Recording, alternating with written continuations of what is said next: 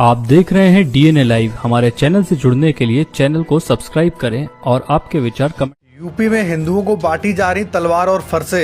यति नरसिंहानंद ने हिंदुओं को दी आत्मघाती दस्ते और आईएसआई जैसे संगठन बनाने की सलाह। यूपी में धर्म के नाम पर हो रही है सरेआम गुंडई। एंजल चकमा को चाइनीज कहकर किसने मारा?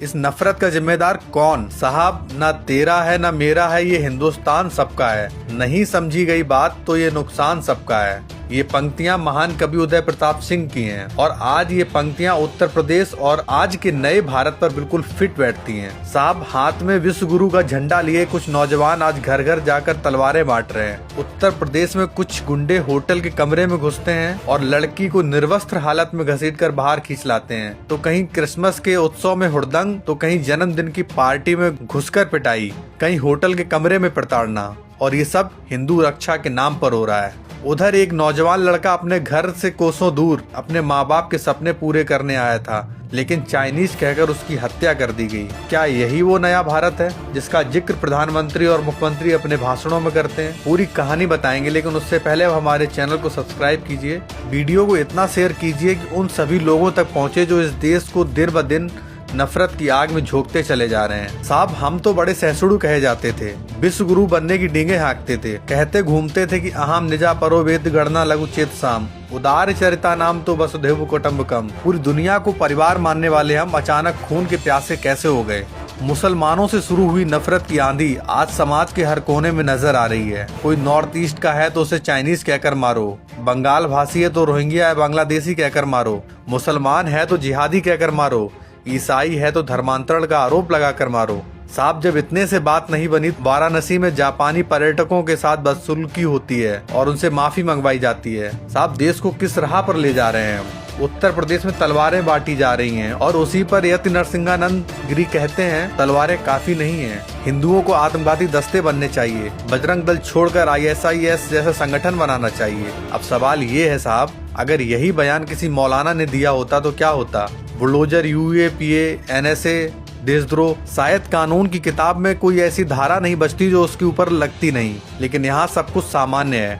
पूरे देश में सड़कों से लेकर कैफे तक नफरत का नंगा नाच हो रहा है। अफसोस की बात है, प्रधानमंत्री और मुख्यमंत्री आंख मूंदे बैठे हैं। साहब, एनएसए और यूएपीए क्या सिर्फ एक ही वर्ग के लिए बना है? उत्तर प्रदेश पुलिस से सवाल है, क्यों आप ये सब देख रहे हैं? इन गुंडों पर कार्रवाई करने का साहस दिखाइए साहब, क्योंकि सरकारें आएंगी जाएंगी, लेकिन ये देश और आपकी खाकी हमेशा रहेगी। कुछ तो लाज रखिए इस खाकी की। साहब, गाजियाबाद में हिंदू रक्षा दल द्वारा स्टॉल लगाकर घर घर जाकर तलवार और फरसा कुल्हाड़ी जैसे धारदार हथियार खुलेआम बांटे जा रहे हैं और कहा जा रहा है अगर सरकारें तुम्हारी रक्षा नहीं कर पाती हैं तो हम करेंगे।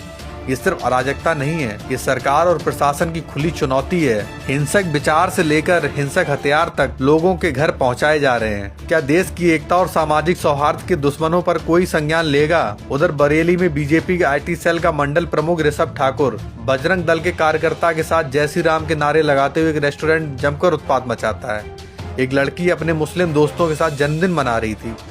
लव जिहाद का एक झूठा आरोप लगाकर मारपीट की जाती है, जबकि वहां लव जिहाद जैसा कुछ नहीं था। उसके बाद आरोपी यूपी पुलिस को धमकाते हुए सोशल मीडिया पर अपने रील अपलोड करता है और मीडिया रिपोर्ट्स यह भी बताती है कि वह व्यक्ति पहले चोरी के मामले में जेल भी जा चुका है। 2022 में बीजेपी आईटी सेल का मंडल प्रमुख रहते हुए उस पर चोरी का केस दर्ज हुआ था। यानी जो कल तक चोर और बेईमान थे वो आज धर्म के ठेकेदार बने बैठे हैं। साहब, हम किस मुंह से कहते हैं कि बांग्लादेश में हिंदू मारे जा रहे हैं, जबकि हमारे अपने ही देश में अपने ही लोग सुरक्षित नहीं है। नॉर्थ ईस्ट से एक लड़का पढ़ने आता है और 5 धर्म के ठेकेदार उसे चीन का कहकर मार डालते हैं। उसके पिता रो रो कर कहते हैं कि मेरा बेटा यूपीएससी की तैयारी करना चाहता था, लेकिन सपने पूरे होने से पहले उसे मारकर लटका दिया गया। साहब, कहते हैं जब सरकारें कमजोर होती है ना तो वो सांप्रदायिक मुद्दों का सहारा लेती हैं ताकि महंगाई, बेरोजगारी जैसे असली मुद्दों से ध्यान भटकाया जा सके। साहब, लेकिन इसमें समाज टूटता है।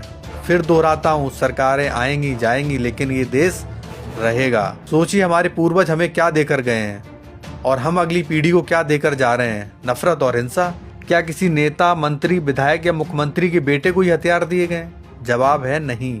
तो फिर आम जनता इन हथियारों को लिए क्यों घूम रही है? नेताओं के बच्चे विदेशों में पढ़ते हैं, आम जनता के बच्चों के हाथों में हथियार थमा दिए जाते हैं। हमारे प्रधानमंत्री एक तरफ यूनिटी इन डाइवर्सिटी का नारा देते हैं और दूसरी तरफ उन्हीं की पार्टी के लोग क्रिसमस पर चर्च में जाकर हनुमान चालीसा पढ़ते हैं और वहाँ पे हुड़दंगई मचाते हैं, लोगों को जय श्री राम जैसे नारे लगाने के लिए मजबूर करते हैं। साहब, आज नहीं रोके तो कल यही भीड़ आपके घर में घुसेगी, क्योंकि नफरत की आग आज नहीं रोकी गई तो कल किसी को भी नहीं छोड़ेगी। बाकी आपको वीडियो कैसा लगा है कमेंट में जरूर बताइए।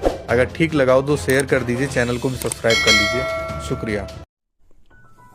आप देख रहे हैं DNA लाइव। हमारे चैनल से जुड़ने के लिए चैनल को सब्सक्राइब करें और आपके विचार कमेंट